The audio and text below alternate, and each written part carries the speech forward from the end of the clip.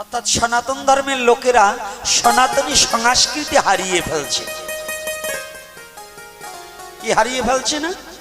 অনার্য সংস্কৃতি জড়িয়ে ধরেছে, আর আর্য সংস্কৃতিকে ঠেলে দূরে ফেলে দিচ্ছে। কষ্ট। আমাদের শাস্ত্রে কি বললেন, আমাদের মহাজন কি বললেন, সেটাকে আমরা মানছি না, কিন্তু আমরা প্রাচ্য দেশের অপসংস্কৃতিকে সনাতনের মধ্যে ঢুকিয়ে দিয়ে সনাতন ধর্মের 12টা বাজিয়ে ফেলেছি। কি বাড়িতে বাজিয়েছি কিনা বলুন? যারা আসছেন শিক্ষিত ভদ্রলোক, হিসাব করে দেখুন যে কথাটা বলছি মিল আছে কিনা। যেন কৃষ্ণ বলে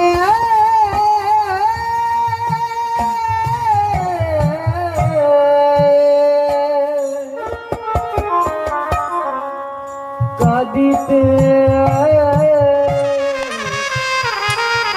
একদিন দেখুন, এই যে বিশেষ ব্রতের মাস, মহাবদান্য ব্রত, আমার বোধ হয় আজ থেকে 10 বছর আগে করছে কিনা জানি না। এখন সনাতন ধর্মের নর নারী আবালবৃদ্ধ বনিতা অন্তত বৈশাখ মাস, কার্তিক মাস, একাদশী, এগুলো সম্বন্ধে অনেক অবগত। কি বাবা, আজ থেকে 10 বছর আগেও এতটা ছিল না? ছিল। এখন সকলেই সচেতন। আগে বৃন্দাবনে যেতে হলে সমস্ত লোক সারা গ্রাম ঘুরে ঘুরে প্রণাম করতার, বলতো দাদা, কাকা, কাকিমা, আমাকে একটিবার একটু আশীর্বাদ করুন, আমি শ্রীধাম বৃন্দাবনে চলছি, আর জীবনে তোমাদের সাথে দেখা হতেও পারে আর নাও হতে পারে, আমি যে ব্রজে চলছি। এখন কিন্তু কালের প্রভাবে তা নেই। এখন যদি কেউ মনে করে 3 দিনের মধ্যে বৃন্দাবন গিয়ে আবার বাড়িতে আসতে পারে, তাই না বাবা? আচ্ছা, 3 দিনের মধ্যে যেতে আসতে পারে, তাহলে টাকা লাগবে না? টাকা ছাড়া যাওয়া যাবে? এই যে অনেক মায়ের কিন্তু মস্তকের কাপড় ফাঁকা হয়ে যায়, কেন? ব্যাপার কি? অভ্যাস কম, তাই তো? আমি মায়েদের বলছি, আবার যার যার মস্তকগুলো নিজে চেক করে দেখো। একেবারে লক্ষ্মী মায়েদের মতো বলছি, একেবারে লক্ষ্মী মায়েদের মতো বলছি। অর্থ ছাড়া কি বৃন্দাবন যাওয়া যায়? এই হরিকথা শ্রবণ করতে আসছেন, টাকা ছাড়া আসা যাবে? এই কীর্তন দেবে, টাকা ছাড়া কোনো কীর্তনিয়া কীর্তন করবে? কোনো পাঠক এসে টাকা ছাড়া পাঠ করবে? হ্যাঁ, করবে না তো? আজকাল আবার 2-1 পাঠক বেরিয়েছে, তারা ঝাড়ি মারে, আমরা কোনো টাকা নেব না।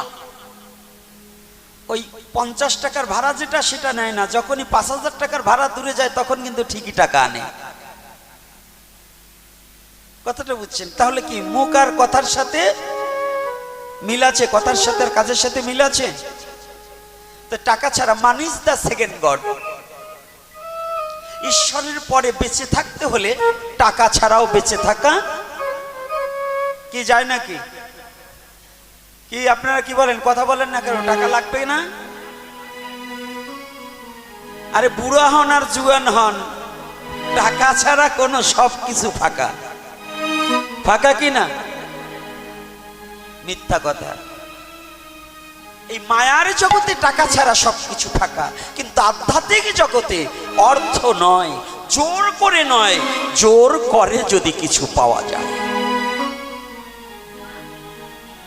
ভগবত প্রেম টাকায় কিনতে পাওয়া যায় না বাবা। ভক্তি কখনো অর্থ দিয়ে ক্রয় করা যায় না। ভগবানের কৃপা কখনো টাকা দিয়ে কেউ জগতে ক্রয় করতে পারে না।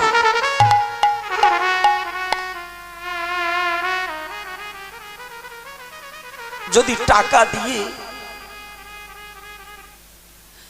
টাকা দিয়ে যদি ভক্তি ধন কেউ ক্রয় করতে পারত,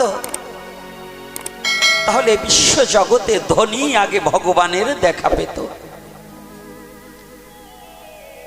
ধনী আগে ভগবানের দেখা পেত বাবা। জানুন, ভগবান বললেন, ওরে এ বিশ্ব চরাচরে আমি ধনীর নয়, আমি মানির নয়, আমি জ্ঞানীর নয়, একমাত্র দিনহীন কাঙাল যারা আছে, যারা হা কৃষ্ণ গোবিন্দ বলে দুটি নয়নের জলে ভেসে বেড়ায়, আমি যে তার হয়ে যাই। হরি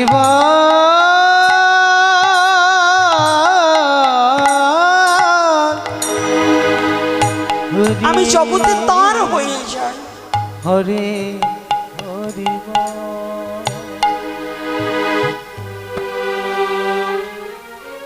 বৃন্দাবনে যেতে অনেক অর্থের প্রয়োজন। একজন দুঃখী ভক্ত, অর্থবিত্ত কিছু নেই, কোনো টাকা করি নেই, মনে সাধ জেগেছে আমি একটু বৃন্দাবনে যেতে পারতাম, আমি একটু গঙ্গায় স্নান করতে পারতাম, আমি তীর্থ গয়া কাশী বারাণসী একটু যেতে পারতাম। কিন্তু স্বাদ আছে, সাধ্য নেই। ও বাবা, অনেকের স্বাদ আছে কিন্তু সাধ্য নেই। তখন কৃষি কার্য তো, ওই ভক্ত মাঠে হাল চাষ করছে আর কাঁদছে, গোবিন্দ আমি তো জীবনে কোনোদিন তোমাকে ভালোবাসতে পারিনি, আমার মনে বড় স্বাদ ছিল একটিবার তোমার লীলাভূমি দর্শন করে আমি ওই গঙ্গায় একটু স্নান করে জীবনের পাপটাকে ধৌত করে আসব। হলো না গোবিন্দ। কেন জানো? এ জগতে আমি বড় কাঙাল, আর এ জগতে যেজন কাঙাল হয় তাকে কেউ জগতে ভালোবাসে না। গরিবকে কেউ জগতে ভালোবাসে না, দুঃখী জনকে কেউ বুকে টেনে ধরতে চায় না।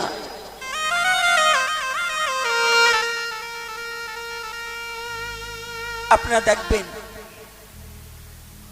সারাটা জীবন ধনী ধনীকে ভালোবাসে, ধনী কখনো গরিবকে ভালোবাসতে চায় না। গরিব যে দেখবেন ধনীর বাড়ির খাবার যাহা ডাস্টবিনে ফেলে দেওয়া হয়, সেই খাবারটা খেয়ে পাশের বাড়ির অনাহারীর মুখে হাসি ফুটে, কিন্তু ধনী কখনো ওই অনাহারীর মুখে দুটো অন্ন দিতে চায় না। এমন ধনী আছে না বাবা? ডাস্টবিনে ফেলে দেবে, তবু অভুক্তকে আহার করাবে না। পৃথিবীতে গরিবের কষ্ট কেউ বুঝতে চায় না, কাঙালের দুঃখ কেউ শুনতে চায় না। দুঃখী জনা যদি কোনো দুঃখ কারো কাছে প্রকাশ করতে যায়, দূর দূর করে তাকে তাড়িয়ে দেয়, সময় নেই। আপনার পাশের বাড়ি একজন গরিব মানুষ যদি কোনো একটা বিচার নিয়ে, সালিশ নিয়ে কোনো মাতুব্বরের কাছে যায়, দেখবেন ওই গরিবের বিচারটা মাতুব্বর করতে চায় না। যদি কোনো ধনী ব্যক্তি যায় তাহলে সাথে সাথেই বিচার হয়ে যায়। গরিবের বিচার আজকালই জগতে নেতা বলেন, এমপি বলেন, মন্ত্রী বলেন, মাতুব্বর বলেন, মেম্বার, চেয়ারম্যান, যাকেই বলেন, কেউ গরিবের কথা শুনতে চায় না। কি রাগ করছেন নাকি আমার কথায়? শুনতে চায় বাবা? কেউ শুনতে চায় না। তো কাঁদছি, মনে বড় যন্ত্রণা, আমি যদি একটু বৃন্দাবনে যেতে পারতাম। ঠিক ওনার পরম দয়াল গুরুদেব ওই পথ দিয়ে হাঁটতে হাঁটতে আসছেন। এসেই দেখতে পায় তার শিষ্য হাল চাষ করছে। তাই গুরুদেব গিয়ে দাঁড়িয়েছে। বাবা, অখোকা, তাকিয়েছি, দেখতে পেয়েছি গুরুদেব সাথে সাথে জমির মধ্যে প্রণাম করেছে। ভালো করে জেনে যান, গুরুদেবকে মাছ বাজারে দেখা হলেও ষষ্টাঙ্গে প্রণাম করা নিয়ম। কোন সাধুগুরু বৈষ্ণবকে দেখলে আমাদের সনাতন ধর্মের ছেলেরা একটু জয় নিতাই, একটু হরে কৃষ্ণ, একটু করজোর করে বলবে, তাও বলে না। আজকেই আমি আসলাম, হাতে গোনা এই কমিটির কয়েকটা ছেলে শুধু মাথাটা এবং করজোর করেছে, তথাপিও করেছে, কিন্তু বদনে একটু জয় নিতাই কিংবা হরে কৃষ্ণ কিংবা জয় রাধে নেই। অর্থাৎ সনাতন ধর্মের লোকেরা সনাতনী সংস্কৃতি হারিয়ে ফেলছে। কি হারিয়ে ফেলছে না? অনার্য সংস্কৃতি জড়িয়ে ধরেছে, আর আর্য সংস্কৃতিকে ঠেলে দূরে ফেলে দিচ্ছে। কষ্ট। আমাদের শাস্ত্রে কি বললেন, আমাদের মহাজন কি বললেন, সেটাকে আমরা মানছি না, কিন্তু আমরা প্রাচ্য দেশের অপসংস্কৃতিকে সনাতনের মধ্যে ঢুকিয়ে দিয়ে সনাতন ধর্মের 12টা বাজিয়ে ফেলেছি। কি বাড়িতে বাজিয়েছি কিনা বলুন? যারা আসছেন শিক্ষিত ভদ্রলোক, হিসাব করে দেখুন যে কথাটা বলছি মিল আছে কিনা। অপসংস্কৃতিতে সনাতনী সংস্কৃতি হারিয়ে গেছে। আগে বিজয়া দশমী, এই যে দুর্গাপূজা করেছেন, এই বিজয়া দশমীতে আমার ছোটবেলায় সারা গ্রাম ঘুরে আমাদের বয়স্কজনকে প্রণাম করতাম। কি বিজয়া দশমীতে প্রণাম ছিল কি না বাবা? এবার ছেলে মেয়েরা তো প্রণাম করেছে আপনাদের, সত্য কথা বলেন, যাদের ছেলে মেয়ে আছে প্রণাম করেছে? করেনি। হাত উঁচু করে বলতে পারবেন না যে আমার ছেলে মেয়ে আমাকে প্রণাম করেছে। এর কারণ কি জানেন? এই অনার্য সংস্কৃতি আপনার সনাতনে ঢুকে গেছে। এই বিজয় দশমীতে আশীর্বাদ নেওয়ার জন্য আমরা যখন প্রণাম করতাম, বয়স্ক ঠাকুর দাদা ঠাকুমা, জ্যাঠা জেঠিমা, কাকা কাকিমা, মা বাবা, তারা একটু মিষ্টি মুখে দিয়ে, আর না পারলে একটু বাতাসা মুখে দিয়ে, দুটো ধান আর দুর্ভা দিয়ে মস্তকের উপরে দিয়ে আশীর্বাদ করতেন। এই আশীর্বাদে আমি বিশ্বাসী যে বয়স্ক ব্যক্তিদের, গুরুজনদের আশীর্বাদ পেলে জীবনে অনেক মঙ্গল বয়ে আনে। সনাতন ধর্মের দর্শনগুলো কি জানেন? আশীর্বাদ করতে কেন ধান আর দুর্ভা লাগে? অন্য কিছু এর চেয়ে মূল্যবান জিনিস ছিল না? কি ভালো ভালো জিনিস আছে না? একটা পদ্ম ফুলের কথা বললেন না, সোনা রূপার কথা বললেন না, তাহলে ধান আর দুর্ভা কেন? এই ধান দুর্ভা দিয়ে এমন দুটো প্রতীক, মঙ্গল প্রতীক মস্তকে দিয়ে দিলেন আমার গুরুজনেরা, যে ধান যেমন একটা ধানের চারা থেকে যেমন অনেক একটা ক্ষেত ভরে যায়, যায় না বাবা? যায় কি না? আমাকে ধান দিলেন, তোমার দ্বারা সৃষ্টি মানে বিশ্ব জগতে, তুমি যদি সৃষ্টির জগতে যাও, যেন তোমার দ্বারা বিশ্ব জগতের মঙ্গলে যেন অনন্তকাল তার জীবন ভরে থাকে, যেন কোনো অভাব না থাকে। আর দুর্ভাটা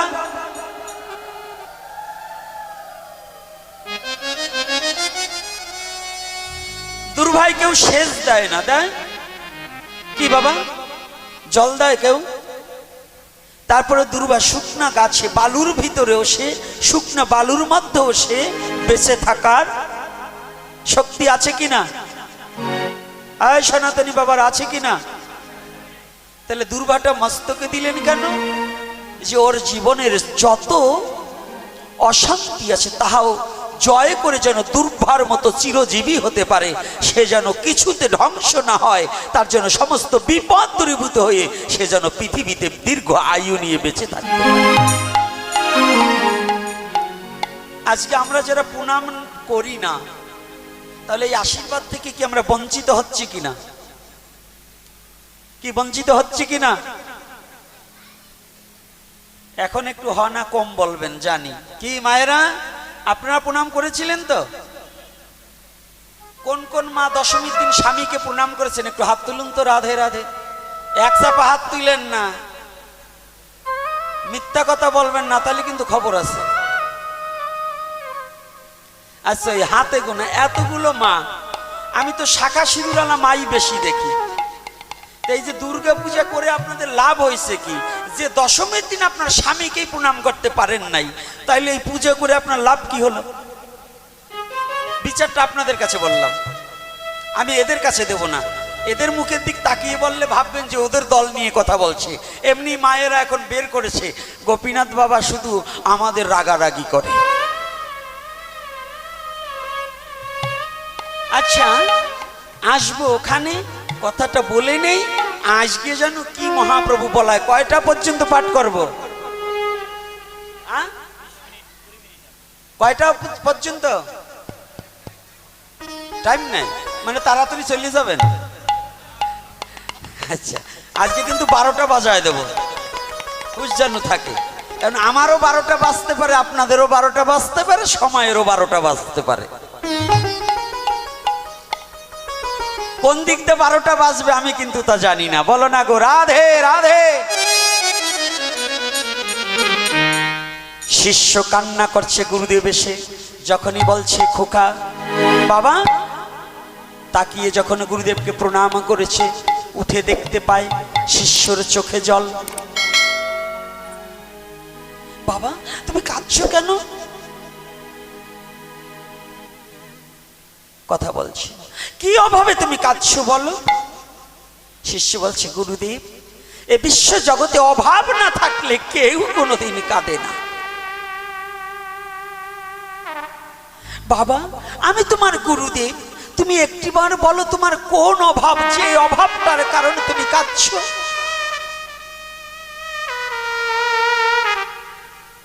তুমি কি জানো না, সাক্ষাৎ আমি তোমার সম্মুখে দণ্ডায়মান অবস্থায় আছি, তুমি তোমার অভাবের কথাটা একটিবার খুলে বলো। দুখানা চরণ জড়িয়ে ধরে বলছে গুরুদেব, আমার মনে বড় সাধ ছিল,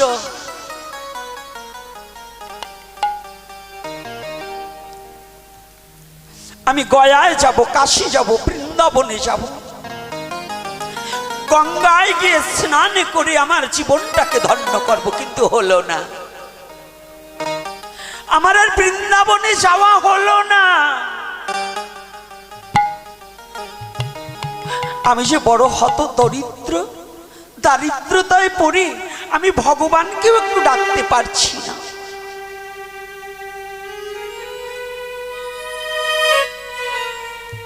মস্তকে হাত দিয়ে বলছি বাবা সত্যি তুই বৃন্দাবনে যাবি?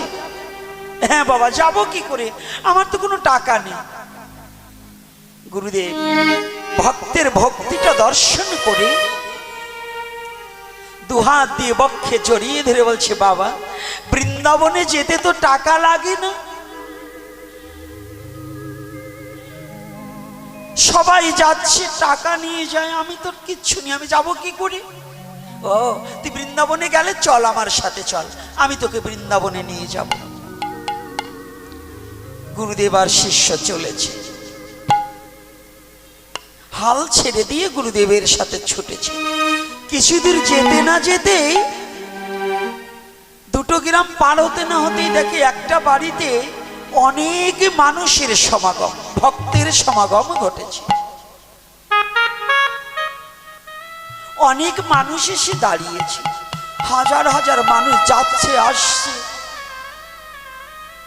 সবার ললাটে তিলক, কণ্ঠে তুলসীর মালা, পরনে ধুতি কাপড়, সবার বদনে যে যাকে দেখছে সে তাকে গিয়ে প্রণাম করছে আর মধুমাখা নাম করছে। শিষ্যকে নিয়ে গুরুদেব ওই বাড়িতে উপনীত হয়েছে, বসেছে। গুরুদেব যখন গিয়েছে, অনেকেরই গুরুদেব, সবাই এসে গুরুদেবের চরণ ধরছে, ভাবাবেশে চরণামৃত আস্বাদন করছে। একটি পর্যায়ে গুরুদেব বলছে, বাবা তোরে না আমি বলেছিলাম শ্রীরাম বৃন্দাবনে নিয়ে যাব, তোকে না বলেছিলাম ওই গঙ্গায় স্নান করাবো? হ্যাঁ, বলছি এই তো তোকে গঙ্গার কথা বলছি, তুই একটিবার গঙ্গায় স্নান করে নে। শিষ্য বলছে, বাবা গঙ্গায় স্নান করবো, আমি তো জল দেখছি না। ওরে বোকা,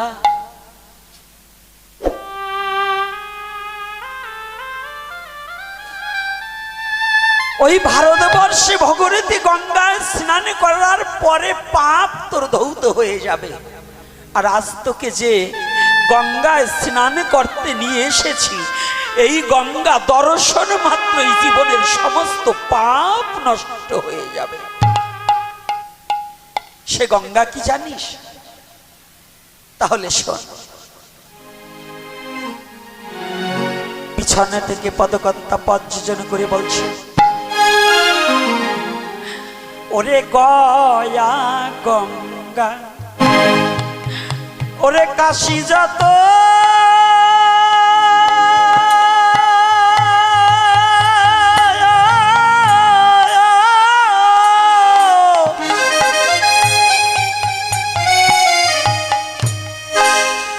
এই বৈষ্ণবেরও পদে না তো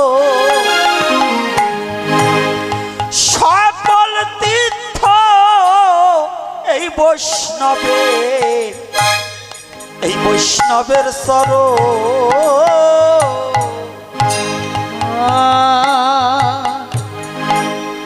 আরে গয়া গঙ্গা কাশী যত, জয় নিতাই গৌর হরি বল, হরি বল।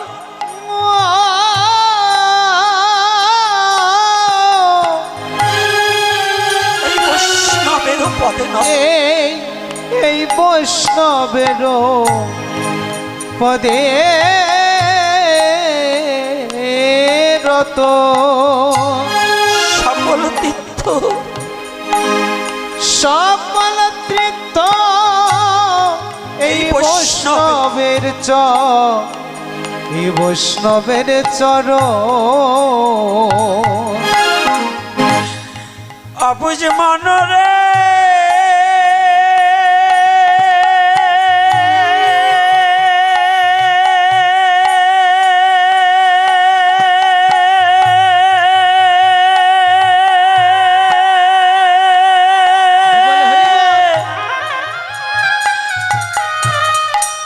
অবুঝ মনরে আমার,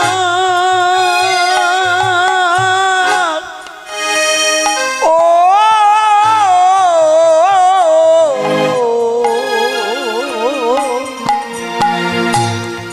অবুঝ মনরে, মনরে আমার, আর জগতে গয়া গঙ্গা, ওরে কাশী যত,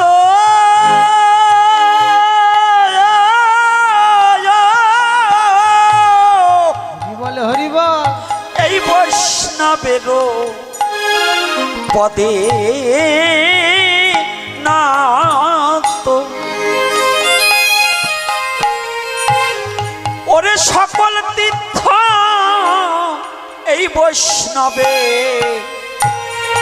এই বৈষ্ণবের সর। নবজ মনবা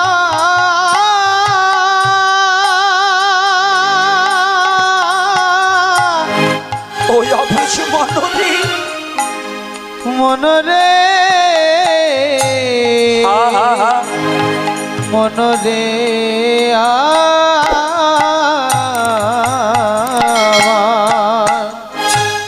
গয়া গঙ্গা কাশী যত, আরে গয়া গঙ্গা কাশী যত, কাশী যত,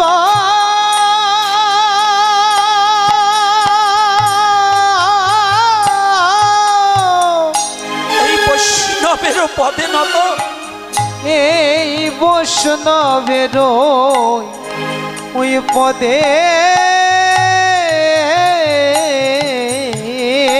নত সকল তীর্থ বৈষ্ণবের সকল তীর্থ এই বৈষ্ণবের চরণ, এই বৈষ্ণবের চরণ। ওই চরণ একদিন আমি করি নাই স্মরণ, ওরে আমার বৃথায় জনম, এই মানব জনম হলো কারো। ওই চরণ একদিন আমি আমি করি নাই স্মরণ, ওরে আমার বৃথায় জনম, মানব জনম হলো অকারণ, মানব জনম হলো অকারণ। একদিন আমি এই ভক্তের সঙ্গ করি নাই রে, একদিন ভক্ত সঙ্গ আমি করি নাই রে, আমার এই মানব জনম যায় বিফলে,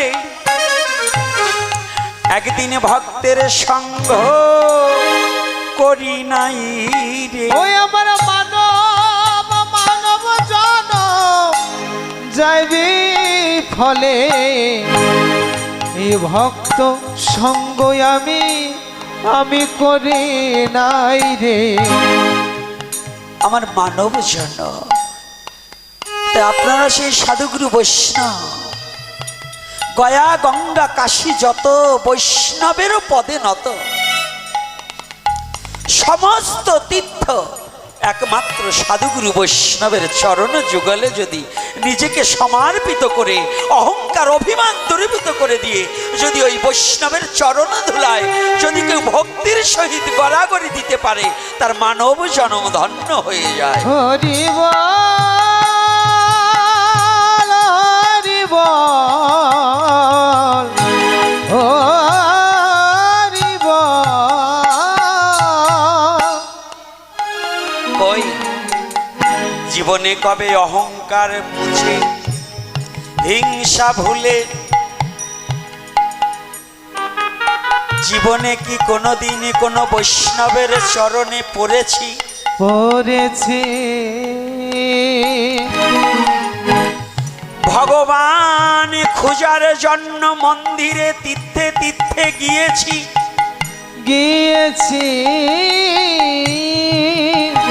দেবতা সন্তুষ্ট বিধানে কত যাগ যজ্ঞ পূজা ব্রত হোম করেছি,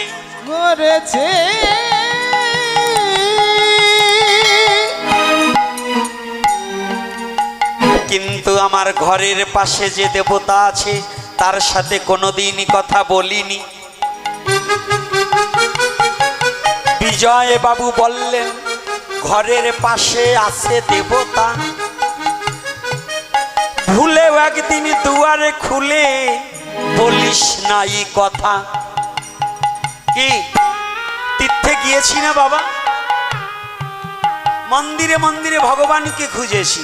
ভগবানকে কারা কারা মন্দিরে গিয়ে পেয়েছেন একটু হাত তুলুন তো। একজন ব্যক্তি বলুন যে আমি অমুক মন্দিরে গিয়ে ভগবানকে পেয়েছি, বলুন। বড় ভোগ সাজিয়ে ভগবানকে ডেকেছেন, পেয়েছেন কি? ভোগ দিয়ে ভগবান পাওয়া যায়? পাওয়া যায়? চারুণ কবি বললেন, ভোগ দিলে ভগবান মিলত, ক্ষুধা মিলত সিন্নিতে, বড় বড় ভোগ সাজাইয়া রাজায় পারত কিনিতে। রাজা বাদশাহ যারা, তারা ভোগ দিয়ে ভগবানকে কিনে নিত। আর যারা মন্দিরে যদি ভগবান থাকতো, তাহলে বড় বড় মন্দির করে ওই মন্দিরের মধ্যে তালা মেরে ভগবানকে রেখে দিত। কিন্তু ভগবান বললেন কি, নাহাং বৈকুণ্ঠে যোগিনাং হৃদয়ে নাচা,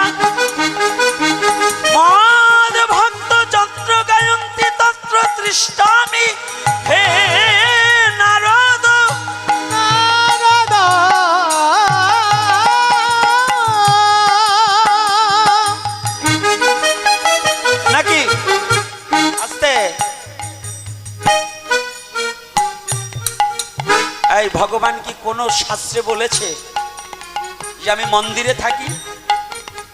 একটা ব্যক্তি, এখানে আমি জানি এই ঘড়িসারে অনেক বিদগ্ধজন আছেন, অর্থাৎ পাশেই একজন মহাপুরুষের জন্ম, আমাদের রাম ঠাকুর কৈবল্যনাথ। যে মত পথের হোক তাকে আমি প্রণাম করি, কারণ আমার সনাতন ধর্মে যত মহাপুরুষ এসেছে আমি তাকে শ্রদ্ধা করি, ভক্তি করি। কিন্তু তার অনুসারীরা অনেক সময় তাকে ভুল ব্যাখ্যা করে, অনেক সময় এটা তার দোষ না। সনাতন ধর্মে যত মহাপুরুষ পৃথিবীতে এসেছে সবাই আমার প্রণাম মহম, সবাইকে আমি শ্রদ্ধা করি, সবাইকে ভক্তি করি, এতে আমার কোনো দ্বিধা নেই। তাই উনি একজন মহাপুরুষ, তার পাশেই আপনাদের অবস্থান। একজন ভক্ত বলতে পারবেন যে ভগবান বলেছে আমি মন্দিরে থাকি? কি বাবা, এখানে শিক্ষিত ভদ্রলোক অনেক আছেন, কোন গ্রন্থে পেয়েছেন ভগবান বলেছে আমি তীর্থে থাকি?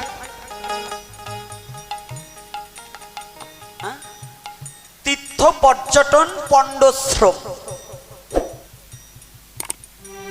তীর্থ পর্যটন পণ্ডশ্রম, সকল কিছুর মূলে আমার সাধু গুরু বৈষ্ণবের চরণ।